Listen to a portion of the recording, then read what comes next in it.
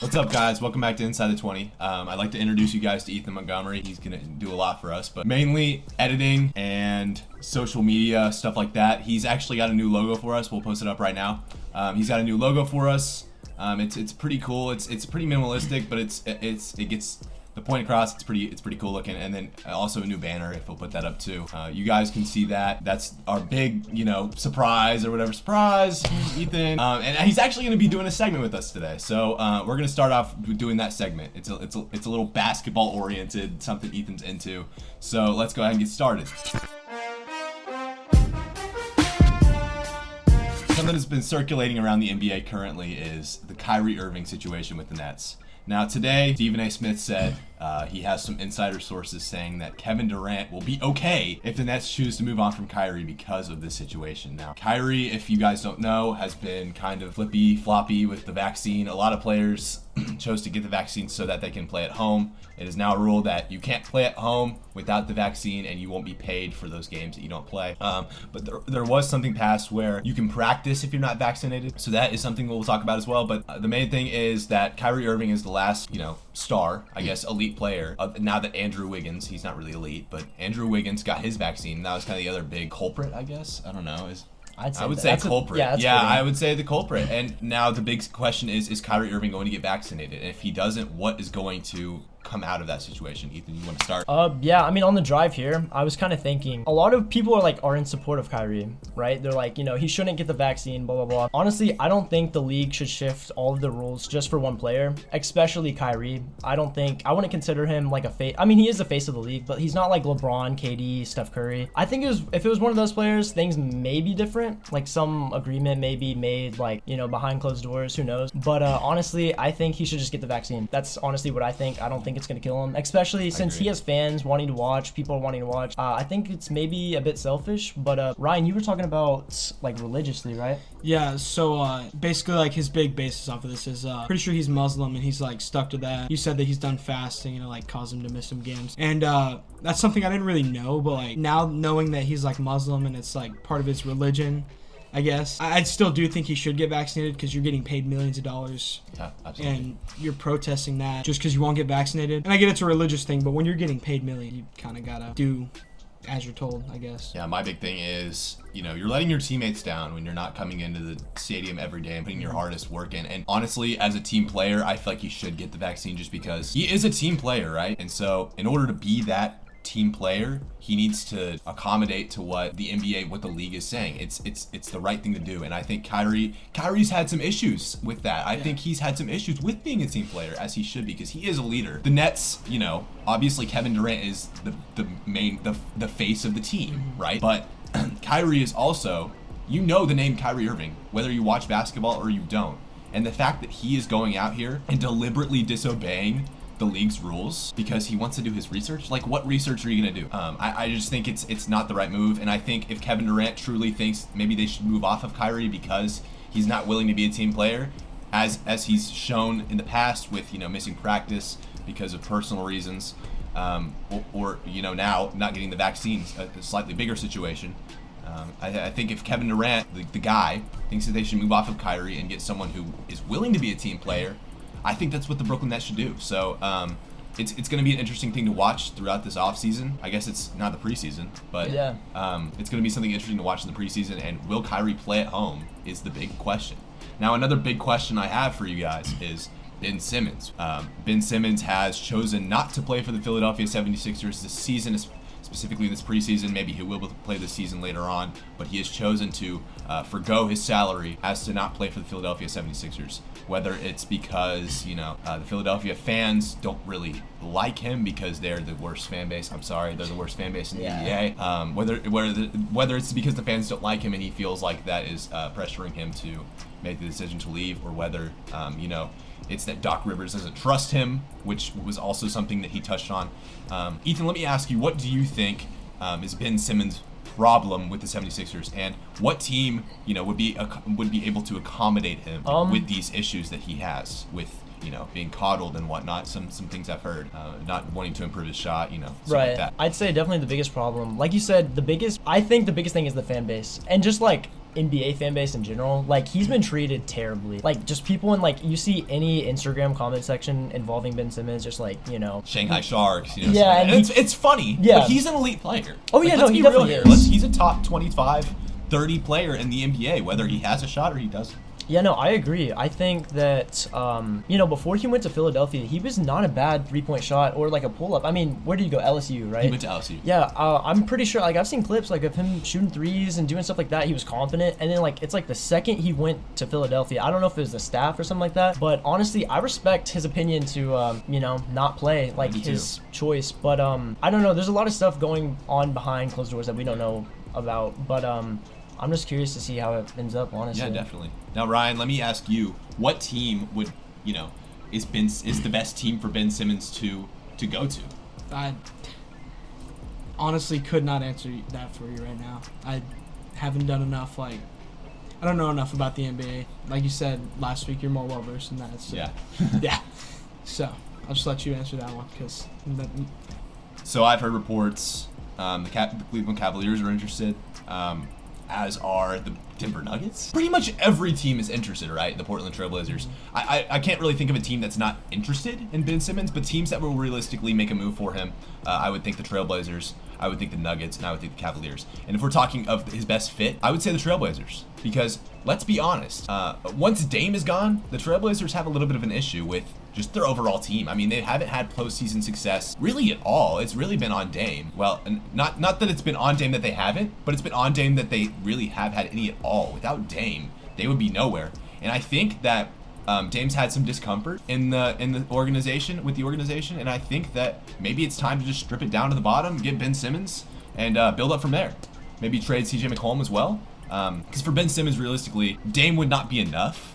For Daryl Morey, Dame would not be enough, which is insane. Dame would not be enough for him. But if we were going to trade, or if they were going to trade Dame, and maybe a first or two firsts, maybe, I don't know what their asking price is. It's high, and then trade CJ McCollum somewhere else. Maybe it would be time for this Trailblazers rebuild that could help Ben Simmons get a shot back, and then they'd have a legit team around Ben Simmons to maybe build on in the future. So that's something to definitely watch. I don't think the Nuggets really, or clearly the Cavaliers, either of those teams would be a good place for Ben Simmons, just because he doesn't really fit there at all. He just doesn't, especially on the Cavaliers. I really don't think that they need him. They have a lot of backcourt talent or frontcourt talent, and Jared Allen and Evan Mobley now, and they also have a great duo. They just have a lot to build on. They have a great duo of Colin Sexton and Darius Garland.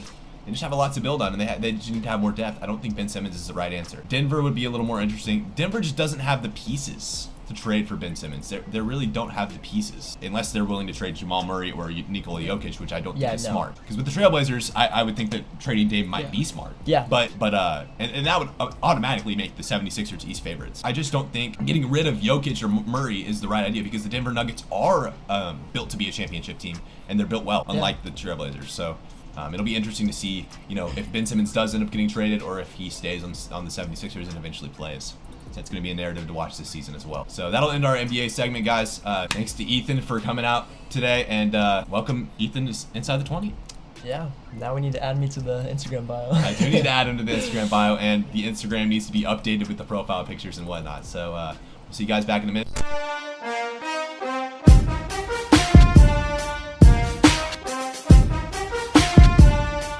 Now let's talk about the Cardinals. Much anticipated. We kind of hyped it up a little earlier. Talked about maybe talking about the Cardinals, and here we are. So we're gonna talk about the Cardinals, the Arizona Cardinals. I mean, they haven't been good since they went to the Super Bowl with Kurt Warner, and the Steelers beat their butt. That was pretty cool. How did this happen? Let's go back and see how this happened. So in 2019, the Cardinals were given the #1 overall pick because of how bad they were, and they took Kyler Murray, a consensus #1 overall pick, just a generational talent from freshman year of high school to redshirt junior year of college, or sophomore, one of the two. I believe it was junior. Kyler Murray went to Allen High School, right around the corner in Allen, Texas, and he was just, from day one, he was just the guy. I mean, I saw him play when he was in high school at AT&T Stadium for the championship, and he just balled out. I mean, even for his size, which was the #1 knock on him, he was able to make fantastic plays. He has a great arm, great speed. Kind of looks like a kid when he's out there sometimes, but whatever gets the job done. So then he goes to Texas A&M, commits to Texas A&M as a 5-star 5-star recruit, and decides, you know what, this isn't the place for me. I don't want to sit behind another quarterback for a year and wait, so I'm gonna transfer. And so he transfers to Oklahoma, OU, where he waits a year as a redshirt, and then plays some of the best football I've ever seen any college football quarterback play, wins the Heisman Trophy,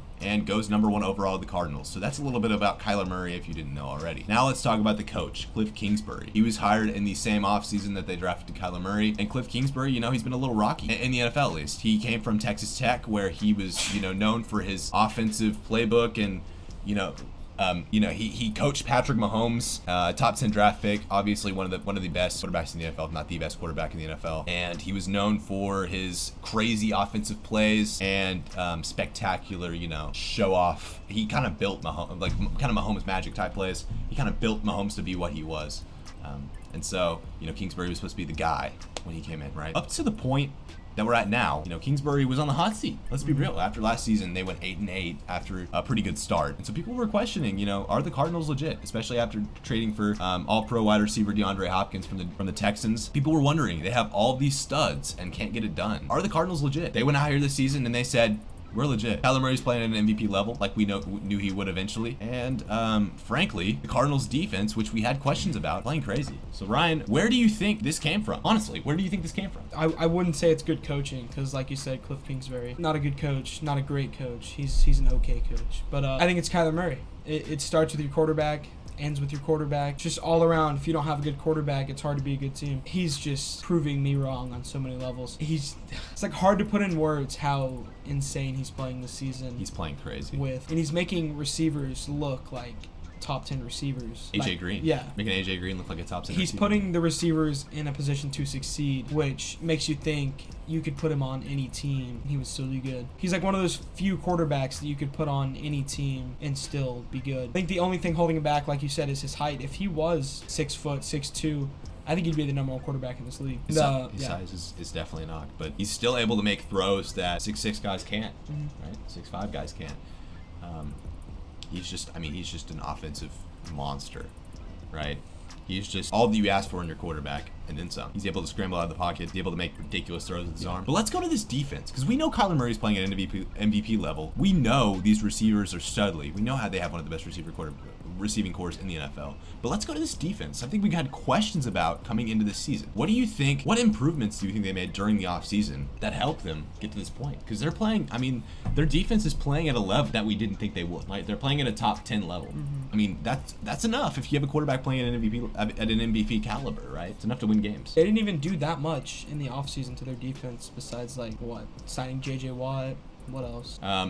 They let Patrick Peterson go, something we thought was going to be a big deal. I just think they decided that they wanted to play football. That's really all there is to it. Chandler Jones returned. That's big. Yeah, they didn't make any huge additions. And what's crazy is they're not getting home to the quarterback as much as you would think they are with that great front seven, but they're getting pressure on the quarterback, which allows the corners to make plays. Byron Murphy. Yeah. Who's someone who was relatively unknown coming into this season. And what's surprising to me is after that week 1 massacre that Chandler Jones had, he hasn't had a sack since week 1. So that could be something that moving forward, he could be slowing down for the rest of the season, or he could be like Baker Mayfield, like I said, a boomer bust guy every week. With that being said, Cardinals are looking like the best team in the NFL. We don't know when it'll stop. The Rams could overtake them, but as of right now, 4-0. They could be 4-0 and not be the best team in the NFL, but they are the best team in the Even NFL. After beating the Rams, Especially after beating the Rams. By a large margin, too. They beat them by, 17 points? Yeah. That's crazy. Yeah. I would have never expected the Cardinals to be the best team in the league, record-wise, and just by the eye test. Yeah. Coming into the season, I would have never expected that, so it's just a shocker to me.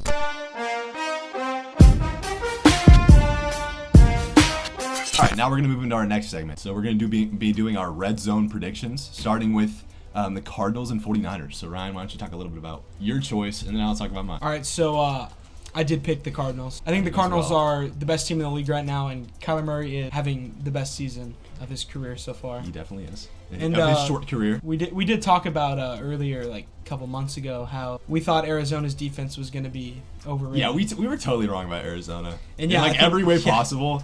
Actually, a buddy of mine called me out for it the other day, being wrong about the Cardinals. So now I can come out here and say I was wrong, and so is Ryan. Yep. Okay.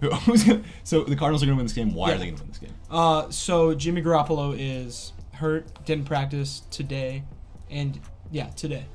I don't think he practiced yesterday either. But I think with Trey Lance getting his first start, he's going to be rocky, especially against that front seven of Arizona, which has proved to be one of the best, if not the best, in the league right now. And I think it'll be like how Justin Fields was in his first game. Even though the Niners do have a pretty solid O-line, I think that the Cardinals are going to be able to get enough pressure in order to win this game. I think so too. I think the addition of J.J. Watt was great, and it's proved to be so. It's also freeing up Chandler Jones a lot. Like, you can't double team both J.J. Watt and Chandler Jones, even though you need to, realistically. So I think the addition of J.J. Watt is, like, questionable as it was preseason. I think it was one of the best free agents additions in the league, because I guess it was a free agency addition. He got cut and he got signed, so it wasn't a trade. Yeah. So I think it was a great addition. Their front seven is crazy. Isaiah Simmons is starting to play like a top 10 pick. Arizona's legit, dude. Yeah. And their offense is what we thought it would be. Like, I had no questions. I had no doubts about their offense. I mean, it's AJ Green, right? AJ Green, DeAndre Hopkins, Christian Kirk, Rondale Moore now. Like, it's dumb. And then James Conner, one of the best goal line backs in the league, whether I like to say it or not. Chase Edmonds is a great receiving back. I mean, they've just got weapons upon weapons. Kyler Murray is playing the best football of his career. I mean, it's just, the Cardinals are the best team in the league. We'll talk a little bit more about that later in a later segment, but Cardinals are one of the best team in the league. I mean, no way around it. Yeah, I think that later on in the season, the 49ers might beat the Cardinals, in a trap game or something. But as of right now, I don't really think they stand a chance. Yeah, Kyler Murray, just insane. He's crazy. MVP. Because we thought Derek Carr, right? And then Derek Carr, like, unraveled in prime time. So. All right, let's go into the next game, the Browns versus the Chargers. So we had opposing picks in this game. So I've actually got the Chargers. They're at home. They're coming off a huge win against a divisional rival in the Raiders, and I don't know, dude. They just look too good for me to. And Baker Mayfield is still. I mean, that dislocated shoulder he experienced in week 2, it's still hindering him. It's pretty clear. It's pretty obvious. And I just don't think the Browns look right. I mean, they're barely winning games. They probably should have whooped the Vikings, right? And they should have whooped the Vikings. I really think so. They played great defense and held them to 7 points, yet they only scored 14 of their own. And Baker is just, look at the stats. It's weird. In the last 2 weeks, Baker Mayfield has played worse than Ben Roethlisberger. And if I'm being so serious too, and which is like so weird to think about, because everyone's saying, Ben Roethlisberger's washed. He's bad. He is. Baker's playing worse than him. He's playing worse football than him. Now, I'm not saying Ben Roethlisberger is a better quarterback than Baker, because that's clearly not true at this point. But, like, it just goes to show his injury is hindering him. And I think that I'm facing this Chargers defense, this secondary that has proved to be, I mean, just monstrous. Their whole defense is just playing crazy. Brandon Staley's a great coach. Yeah. But I don't think the Browns really stand that much of a chance against this defense. That's why I picked the Chargers. Now, why don't you go into why you picked the Cleveland Browns? First off, I just wanted to start by saying the Chargers, new head coach, they figured out how to finish games, and their record shows 3-1. It's great. Beat the Chiefs. Only team they lost to would be Cowboys. That was kind of a cheese game. Yeah. The reason I picked the Browns is I think Baker Mayfield is the most inconsistent quarterback in the NFL. And I say that, and then I'm going to say he's going to have a great game. He is the most inconsistent quarterback in the NFL. I will back you up on that one. He's a complete boom or bust. And I think really is. He's going to be a boom this week. When you have the run game of Kareem Hunt and Nick Chubb, which is insane as of late. I mean, like, you've got 2 of top 15 running backs. You've got, like, one guy that can just burst through the line, super explosive, and is a goal line back. And then you got Kareem Hunt, who has a lot of receiving upside as well. I mean, it's just like they have everything. It really just relies on how Baker manages the game, because he is a game manager. And so it really relies on because he's not going to overtake the game by his athletic ability. He's not going to overtake the game by his arm. He's going to overtake the game by how he manages it, which in that sense, I mean, he's gonna overtake the game by what throws he makes at what times, the audibles he calls based off what he sees. It's just really gonna depend on how he sees his defense. Yeah, I just think Baker Mayfield needs to take the game slow and methodical. You have a good enough defense to stop the Chargers at least a few times. Back to Kareem Hunt and Nick Chubb. Nick Chubb's leading in rushing, and Kareem Hunt's currently leading the team in receiving yards right now. And so that backfield is just it's crazy. Undisputably the best in the league. I don't think there's any argument there. No, there's not. Yeah, we got differing opinions, so I guess we'll see. See how it plays out. We'll come back to you guys next week. Yep. In the next game, we got the Chiefs and the Bills. Another differing opinion. I'm going to ask you why you picked the Chiefs. So, I know the Chiefs have been on a little bit of a slump. Last week, they did come back and win against the Eagles, but I believe it was only a 12-point victory. So, that begs the question, why are the Chiefs, like, not playing the football they were playing last year when they were a Super Bowl team, and the year before, and the year before? I mean, it really, really, really just comes down to Patrick Mahomes and the defense, but mainly Patrick Mahomes. He's making some risky throws, which he does. That's just him. but he's not really bringing that Mahomes magic that we saw before. He's not really bringing it. And last week, I felt like he was starting to bring it again with that bomb to Tyreek Hill. I felt like he was starting to bring it again. And then at that point, it just comes down to the defense. The defense can't hold up, really. Yeah. They can't. You know, I would go as far as to say they're a bottom 5 defense in the league at this point. They lost a lot, and they're just not playing. They really aren't. They're just not playing well. But I do think that they bounce back a little this week, and I just think it's going to be a scoring match. I think the Chiefs are just going to be able to outscore the Bills just because Mahomes is getting a little bit of that Mahomes magic back. He's throwing bombs to Tyreek Hill. Tyreek Hill can dust anyone. So I really think that the Chiefs, they're going to silence the doubters at home and beat the Bills. In Sunday Night Football fashion, probably not 54-51 like they put up against the Rams, but you know, you never know. So. Yeah, and I'm disagreeing with you for like the same reason that you talked about. That bottom 5 defense is atrocious looking.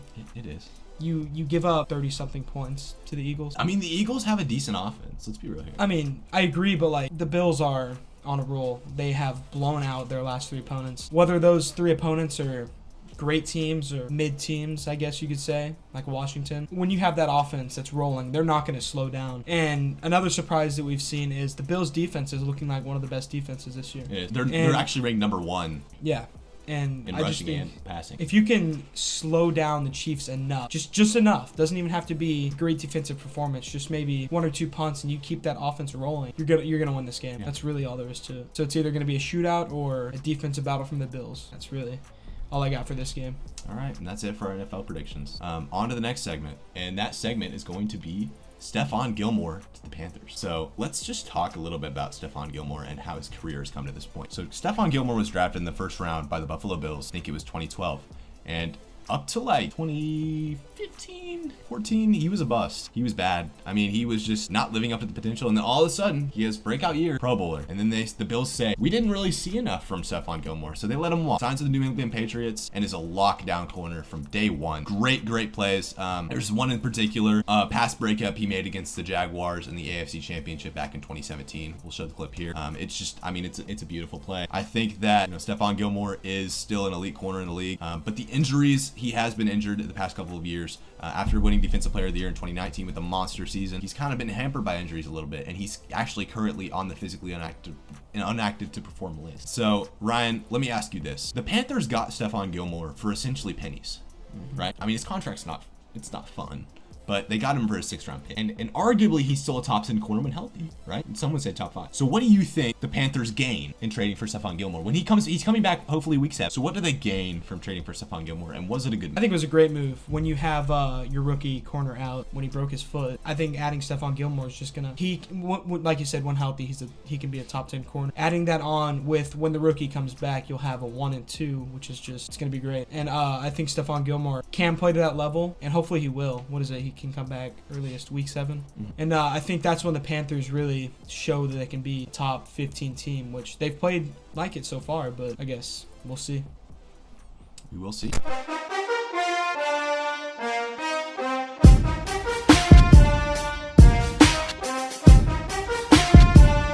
All right, now we're going to our MLB segment. I know Ryan is not pleased. His White Sox are not doing too well. So the wild card game happened this week. Red Sox beat the Yankees handily, and then the Dodgers won on a walk-off home run. Pretty crazy. It was a crazy game. So what did you think? What did you think from what you saw from those two games? What did you think? What do you think about those two teams coming out? The two teams that won, right? Yeah, Red Sox. And So right now, the Red Sox have momentum, and they're keeping it going. They dropped the first game to the Rays, but as we're recording this, the Red Sox just destroyed Tampa Bay. They won 14-6, and now the series is tied 1-1. And these games go to best of 3, so we could see an upset here. And I know a lot of people were taking Tampa Bay to win the World Series, so now we'll see how if this doesn't pan out right, we can have a winner who we're expecting, that no one was expecting. Maybe the Red Sox, who at one point in the season weren't even in the wild card. And the Dodgers, they're playing their first game right now. It's the top of the 8th inning, and they're losing 3-0 to the Giants. And I think the Giants should have this. Nice. That's going in the video.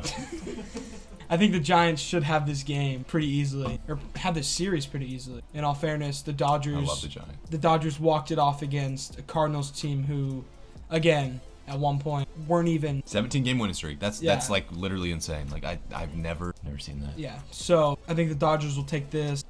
And now that I've talked over those two series, I'm going to go and talk about the Braves and the Brewers. Now, this series I don't know a lot on, but I do know that the Brewers are hot, and I think they'll keep that throughout the series. And I don't think the Braves have just the power to beat Milwaukee. I think Milwaukee's batting is just too good for the pitching of Atlanta. So I think Milwaukee will end up winning in that scenario. And now, what I didn't want to talk about, the Astros and White Sox. It's just poor performance from the White Sox in both games. White Sox were close today until I think it was the bottom of the 7th inning. Had 2 pitchers play. I believe, it was Craig Kimbrell and Aaron Bummer completely sold the game. Combined had an inning pitched and gave up 5 runs, and the White Sox lost by 5 runs. So Liam Hendricks came in, cleaned it up, still lost. Next game is Sunday in Chicago. White Sox had their first playoff home game. It's supposed to be blackout. I think that's going to be pretty cool. Astros will probably win this series in 4. I think the White Sox win their first home game and then drop their 4. If not,